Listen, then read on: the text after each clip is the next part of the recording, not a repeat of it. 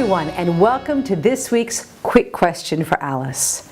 The focus of this week's question is all about how to deal with crisis, how to put those fires out, and even more importantly, how to prevent the fires from happening at all. Now, I live in the beautiful country of Australia, and every year they get ready for the bushfire season, which means they do what are called backburns. The backburns are preventing the massive fires that are potentially can happen in the hot summer months. And those backburns save thousands of homes every year because the backburns are really getting rid of any of that extra debris. So they're doing prevention rather than waiting for the fire to happen. Kind of like when you go to the dentist and you've done the prevention of great dental hygiene before you've gone to the dentist and your teeth are nice and healthy, rather than waiting for the cavity to appear and then you have to go to the dentist. Too often in businesses, I see some quality questions never being asked because people are afraid of the fires and they never ask the question about what they can do to ensure the fires never start. All right, so I'm going to give you some questions right now that you can ask in your business, and everyone in your team needs to ask these questions as well to ensure we've got prevention, because prevention is always better than the real thing. All right, so question number one.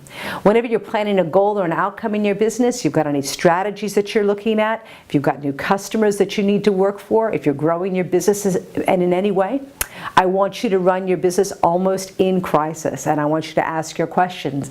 What's going to go great? But also, what could potentially go wrong? What could potentially go wrong with this new customer? What could potentially go wrong in us? What could potentially, let me start that again, Chris. Analysis back when you got the strengths, the opportunities, the weaknesses, and the threats. Those threats are an absolute focus, and too many business owners and leaders and team players don't like to look at the threats. Now, when you look at the threats, the next thing you're going to ask yourself, so what is a solution to this threat? What system do we need to put in place? What people do we need to have in place to ensure that we are aware of this threat and ensuring that we have things in place to ensure that if that threat occurs, we have systems in place to be able to prevent the fire from breaking out of control. All right.